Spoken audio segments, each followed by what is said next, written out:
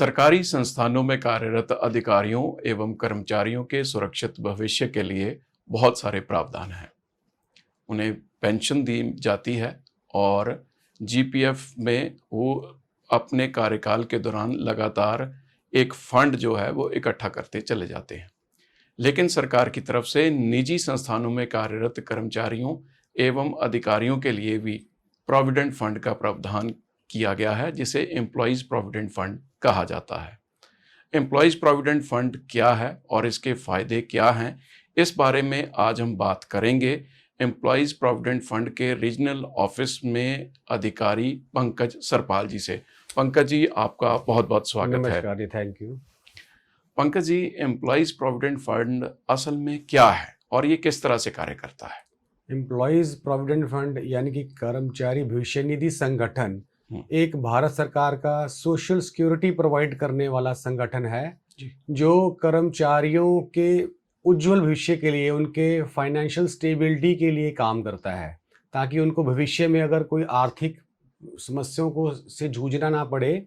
और इसके तहत जैसे कोई कर्मचारी कहीं पर नौकरी करता है तो उसकी सैलरी से कुछ अंश काटा जाता है और एम्प्लॉयर भी अपनी तरफ से उतना ही अंश डालता है और दोनों को प्रोविडेंट फंड और पेंशन स्कीम के तहत मंथली रिटर्न के माध्यम से जमा करवाता है।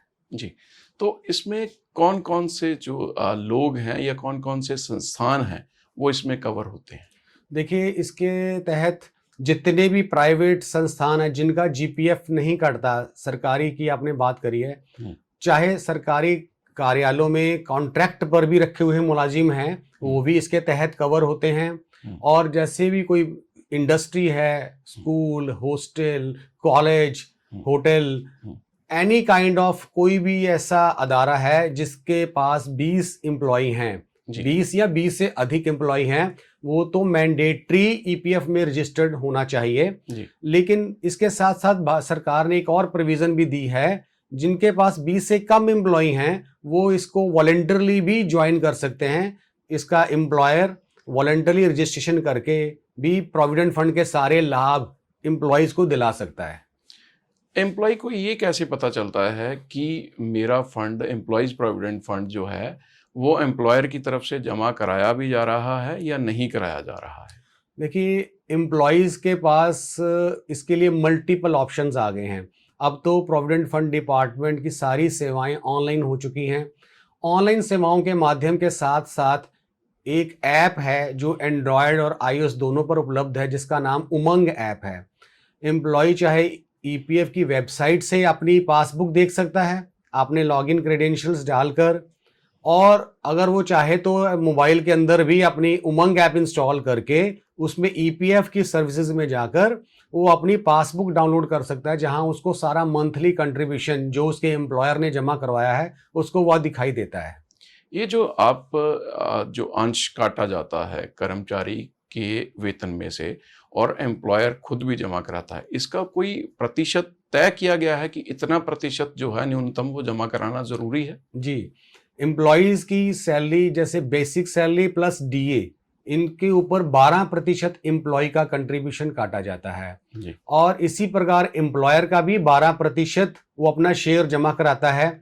और जिसको ईपीएफ के अंदर 3 अलग अलग अकाउंट हैं, ईपीएफ को ईपीएफ अकाउंट है, और जिसको एम्प्लॉय शेयर जाता है, उसके बाद एम्प्लॉयर शेयर है, और उसके बाद उसका पेंशन शेयर है। ये जो 24% इकट्ठा होता है, इनमें से 12% एम्प्लॉय का तो एम्प्लॉय शेयर में चला जाता है, और एम्प्लॉयर का जो 12% है उसमें से 3.67% जो ईपीएफ में जाता है, जैसे एम्प्लॉयर शेयर बोलते हैं, और जो बाकी रह गया 12 में से 8.33% वो पेंशन फंड में डिपॉजिट होता है। नहीं, इसमें कोई इसका मतलब समय अवधि भी निश्चित की गई है कि इससे पहले एम्प्लॉय जो है वो अपना एम्प्लॉयज़ प्रोविडेंट फंड में से अपना फंड नहीं निकाल सकता है, या इसके लिए न्यूनतम कितनी समय अवधि तय की गई है? देखिए, प्रोविडेंट फंड जो एम्प्लॉय का जमा होता है उसके तहत कई तरह की कैटेगरीज हैं जिसके तहत एम्प्लॉयज़ अपना पैसा निकाल सकता है। मान लो एम्प्लॉयज़ को ज़रूरत पड़ती है, उसको अपना प्लॉट परचेज करना है रहने के लिए, घर बनाना है, कंस्ट्रक्शन करनी है, बीमारी आ गई, बच्चों की पढ़ाई है या बच्चों की शादी करनी है, तो इन सभी रीजंस के लिए प्रोविडेंट फंड की प्रोविजन विड्रॉल करने की है। ड्यूरिंग सर्विस एम्प्लॉय इसको विड्रॉ कर सकता है। और जैसे आपने अवधि की बात की है, तो अवधि के तहत इसके अंदर ऐसा होता है ना कि कुछ ऐसे काम, जैसे कंस्ट्रक्शन वाला काम है या प्लॉट खरीदने वाला काम है, उसके लिए तो कम से कम 5 साल की सर्विस चाहिए होती है। लेकिन जैसे इलनेस वाला केस आ गया, इलनेस के लिए employ multiple time, unlimited times अपनी बीमारी के लिए विड्रॉल कर सकता है, उसकी प्रोविजन है। ऐसा भी देखा जाता है कि कई जो एम्प्लॉयर हैं वो अपने एम्प्लॉय का प्रोविडेंट फंड जमा ही नहीं कराते हैं, तो उसके खिलाफ कोई कार्रवाई या कोई बाध्यता है कि उसको जमा कराना जरूरी है? देखिए, एम्प्लॉयज प्रोविडेंट फंड का थोड़ा सा आपको मैं ब्रीफ और इसके साथ बताना चाहूँगा। आपने बहुत अच्छा प्रश्न किया है। प्रोविडेंट फंड डिपार्टमेंट के तहत 3 स्कीम्स रन की जाती हैं, जिसे बोलते हैं एम्प्लॉयज प्रोविडेंट फंड स्कीम, दूसरी आती है एम्प्लॉयज पेंशन स्कीम, तीसरी आती है employees deposit link insurance scheme. तो अब ऐसा है, इसके तहत जो पैसा ईपीएफ की स्कीम के अंदर पैसा आता है, उसके ऊपर ब्याज मिलता है एम्प्लॉयज़ को। और जो पैसा एम्प्लॉयज़ पेंशन स्कीम है, उसके तहत एम्प्लॉयज़ पेंशन के लिए एलिजिबल हो जाते हैं कम से कम 10 साल की सर्विस करने के लिए। और उसके बाद आ जाता है, जैसे मैंने ईडीएलआई स्कीम बोली है, तो ईडीएलआई स्कीम के तहत एम्प्लॉयज़ के डेथ केस के अंदर उसको मैक्सिमम 7 लाख रुपए तक की राशि प्रोविडेंट फंड की डिपार्टमेंट की तरफ से दी जाती है, और जिसका प्रीमियम भी एम्प्लॉय नहीं देते हैं, उस एम्प्लॉयर की तरफ से एडमिनिस्ट्रेटिव चार्जेस में आता है प्रीमियम भी।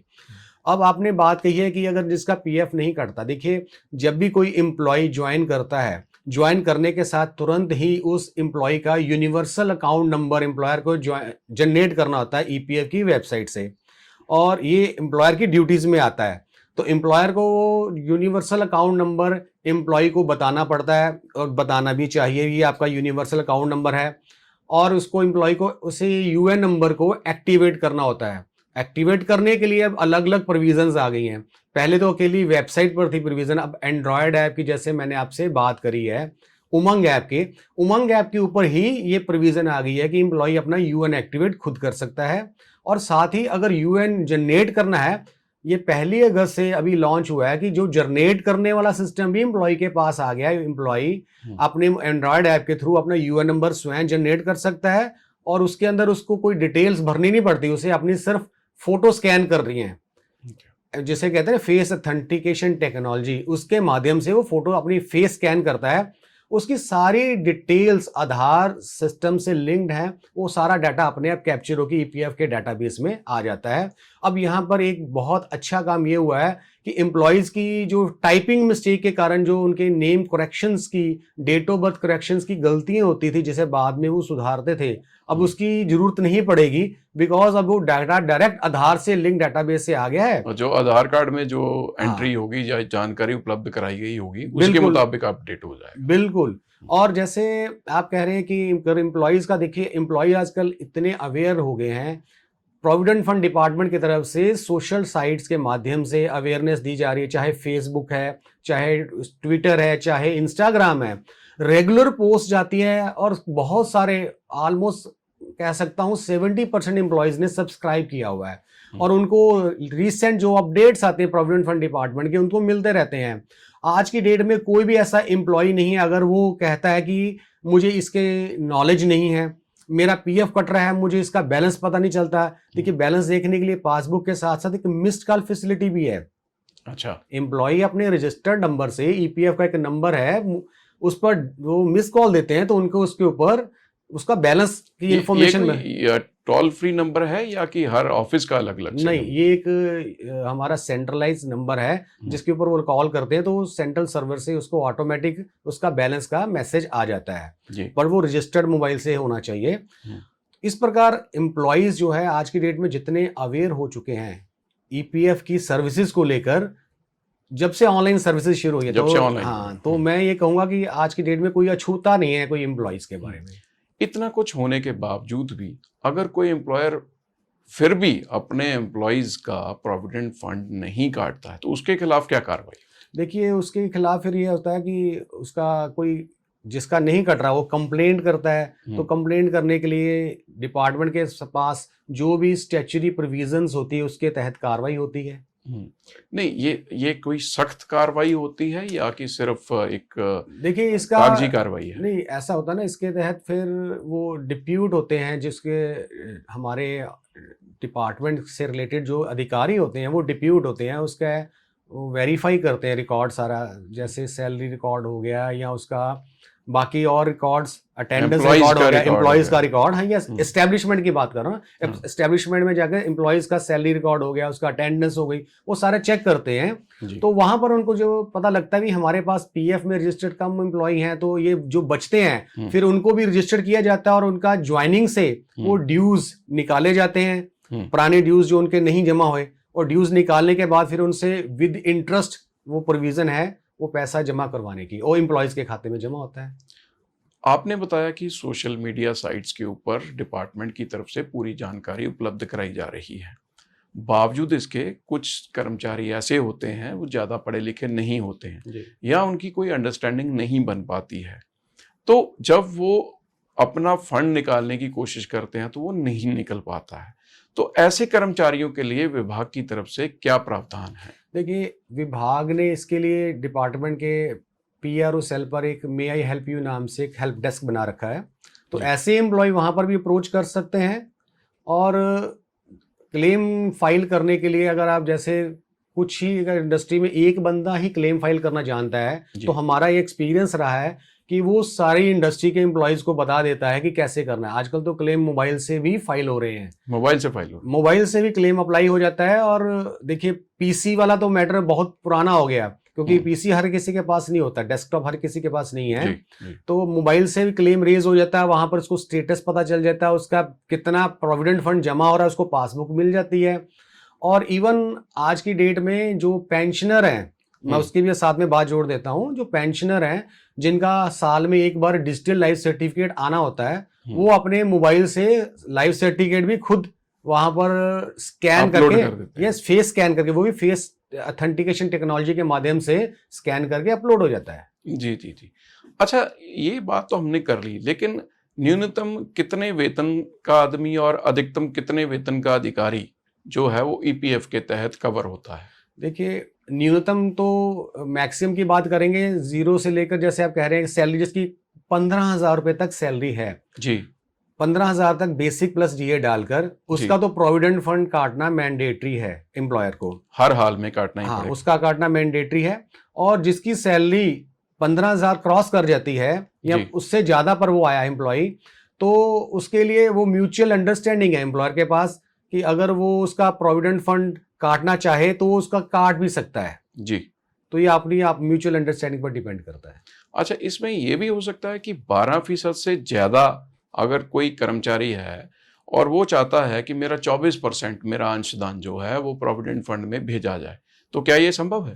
जी, वो ऐसा प्रोविजन कर सकता है, लेकिन उसके लिए डिपार्टमेंट में एक अप्रूवल लेने की प्रोविजन होती है जो एम्प्लॉयर को वो लेनी पड़ती है, एम्प्लॉयर को लेनी पड़ती है। वो कर सकता है एम्प्लॉयज का, पर्टिकुलर एम्प्लॉयज का बताकर कि इनका हमें स्टैच्यूटरी लिमिट से ज्यादा पीएफ काटना है, तो परमिशन लेकर काट सकता है। और उसके ऊपर उसको फिर एडमिनिस्ट्रेटिव चार्जेस भी उतने पर ही जमा करवाने होते हैं।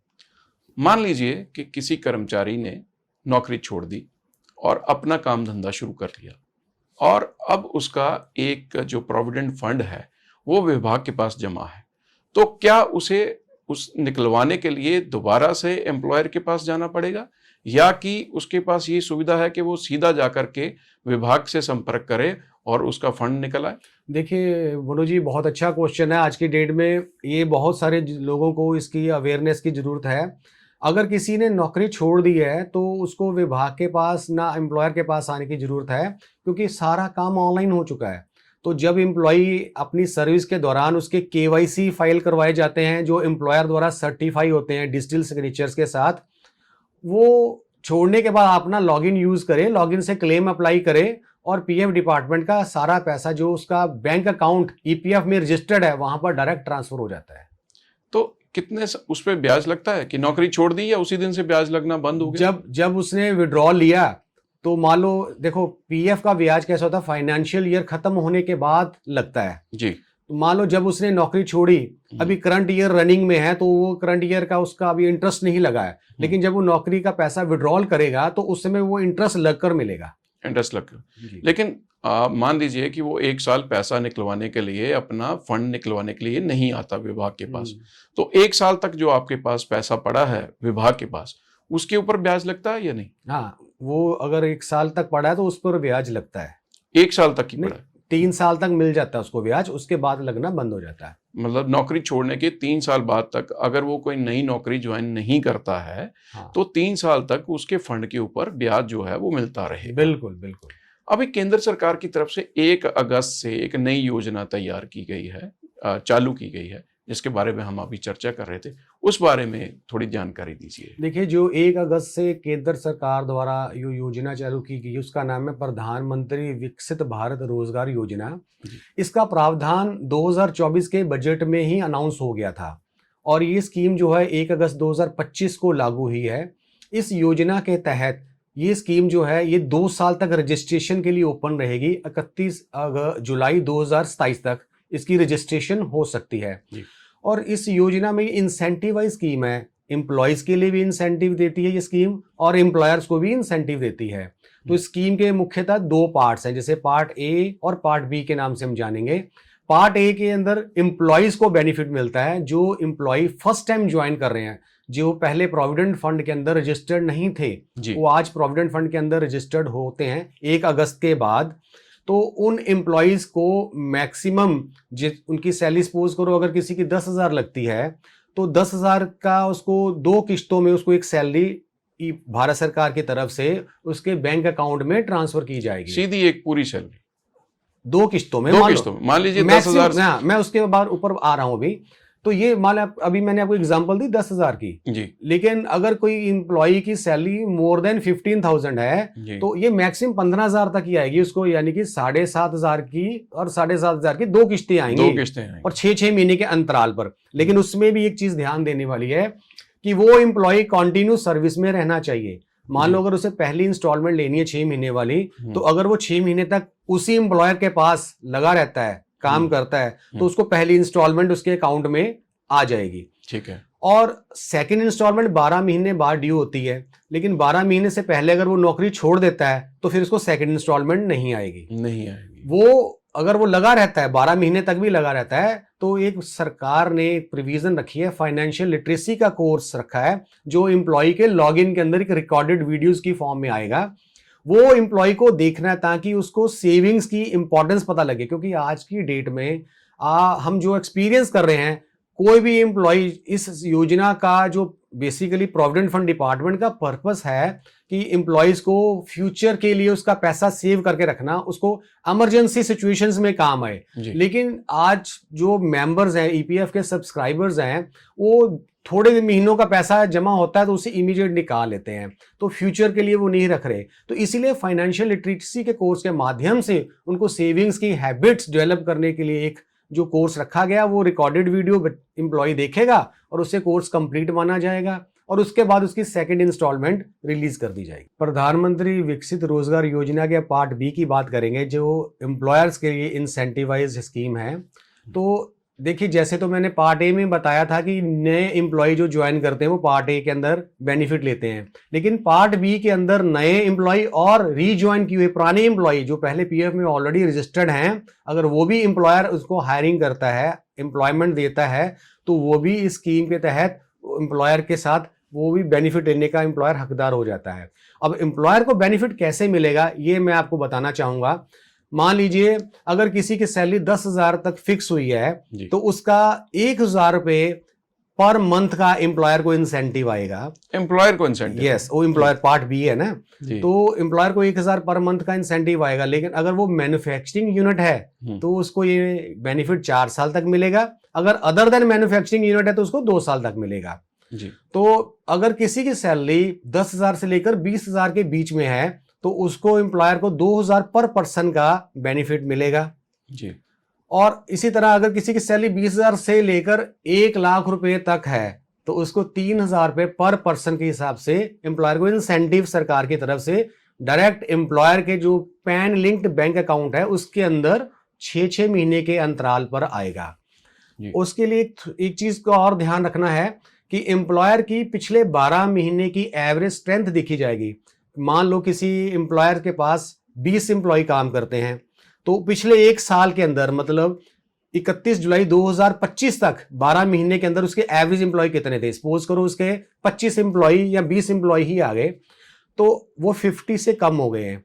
तो 50 से कम होने के केस में क्या है, उस एम्प्लॉयर को 2 एम्प्लॉय नए कम से कम हायर करने होंगे। 2 एम्प्लॉयर हायर करने पर क्या होगा कि वो एम्प्लॉयर उसके लिए एलिजिबल हो जाता है बेनिफिट लेने के लिए। जी। अगर एम्प्लॉयर के पास स्ट्रेंथ 50 से ज्यादा है तो उसको कम से कम 5 एम्प्लॉय हायर करने होंगे, और वो उसको जो बैलेंस है वो मेंटेन करके रखना होगा। मान लो 50 से ऊपर 50 की उसकी एवरेज आ रही है और उसको 55 कर लिया एम्प्लॉय, तो ये 55 का बैलेंस उसको मेंटेन रखना पड़ेगा। जिस महीने उसके 55 से एम्प्लॉय कम हो गए, 54 हो गए, कुछ छोड़ गया, उस महीने उसको बेनिफिट नहीं मिलेगा। लेकिन जिस महीने उसके 55 हो गए, 60 हो गए, 70, मतलब इंक्रीज जितने मर्जी कर ले, एन नंबर उसको पर पर्सन पर एम्प्लॉय की सैलरी के हिसाब से इंसेंटिव जो सरकार की तरफ से दिया जाएगा, जो कि ये माना जा रहा है कि ये एम्प्लॉयमेंट को बूस्ट करने के लिए बहुत ही सक्सेसफुल योजना बनी है। ये लागू हो चुकी है, लेकिन इस योजना का लाभ लेने के लिए क्या विभाग के पास आवेदन करना होगा? हाँ, एम्प्लॉयर्स के लिए प्रोविजन ये है कि एम्प्लॉयर्स का जो ऑनलाइन लॉगिन है जहां से वो अपनी मंथली रिटर्न फाइल करते हैं, उसके अंदर प्रोविजन आ गई है कि वहां पर रजिस्ट्रेशन करनी है उनको। तो रजिस्ट्रेशन के तहत उनसे वहां का उनका पैन नंबर मांगा जाएगा, जीएसटी नंबर मांगा जाएगा, और उनका बैंक अकाउंट जिसमें उन्होंने इंसेंटिव लेना है वो मांगा जाएगा। तो ये चीजें भरने के बाद एम्प्लॉयर को ई साइन से उससे वेरीफाई कर देना है, तो ये एम्प्लॉयर की रजिस्ट्रेशन हो गई। लेकिन एम्प्लॉय को रजिस्ट्रेशन करने के लिए कोई भी काम नहीं करना। एम्प्लॉय का डाटा जो मंथली रिटर्न फाइल करता है एम्प्लॉयर, वहां से ही ले लिया जाएगा कि कौन कितने एम्प्लॉय फ्रेशर जो पहली बार इसमें ज्वाइन हुए हैं। तो आज के समय में जैसे आप विभाग में अधिकारी हैं और पूरा डाटा आपके पास, आंकड़े पूरे आपके पास रहते हैं, इतनी जागरूकता होने के बावजूद क्या अभी भी ऐसे कोई संस्थान हैं जो कर्मचारियों को उनका बनता हक नहीं दे रहे हैं, उनका ईपीएफ शुरू ही नहीं करा रहे हैं? देखिए, आज की डेट में ऐसा कहना उचित नहीं होगा, क्योंकि इतनी अवेयरनेस है आज की डेट में, हर एम्प्लॉय इतना अवेयर है। और अगर वो पहले ईपीएफ का मेंबर है, नई संस्थान में जाकर भी उसका ऑटोमेटिक वो ईपीएफ का मेंबर बन जाता है। तो देखिए, इसके अंदर एक यूनिवर्सल अकाउंट नंबर है जो ईपीएफ द्वारा दिया जाता है एम्प्लॉयज को, जो 12 डिजिट का एक नंबर होता है। तो उस यूएन नंबर के तहत क्या है कि एम्प्लॉय पूरे पैन इंडिया में कहीं पर भी सर्विस करे, सारी सर्विसेज उसके उस यूएन नंबर से लिंक हो जाती हैं।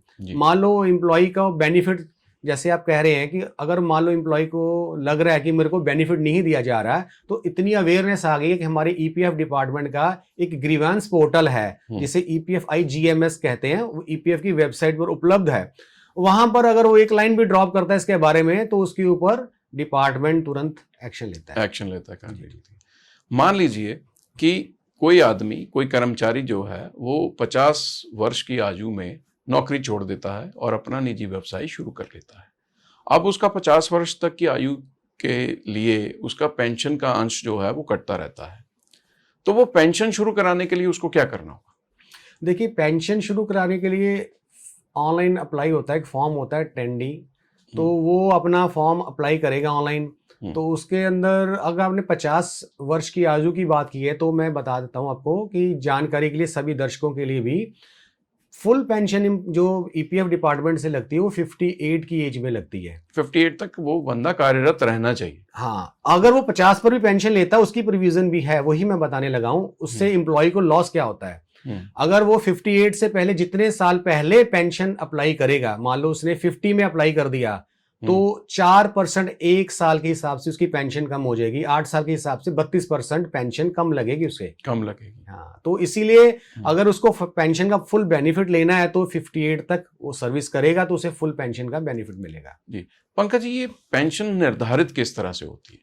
देखिए मनोज जी, ये पेंशन का बेसिकली तो सारा कंप्यूटराइज सिस्टम है, लेकिन इसके लिए एक टेंटेटिव मैं आपको आइडिया लेने के लिए बता देता हूँ। जैसे जितनी एम्प्लॉयज की पेंशनेबल सैलरी है, जैसे हमने शुरू में बात की थी कि एम्प्लॉय शेयर करता है, एम्प्लॉयर शेयर करता है, पेंशन फंड कटता है। जी। तो पेंशन फंड कितनी सैलरी पर कट रहा है? सपोज करो किसी की सैलरी 15,000 लगी है, तो जी। उसका पेंशन फंड 15 पर कटेगा तो 1250 के हिसाब से आएगा।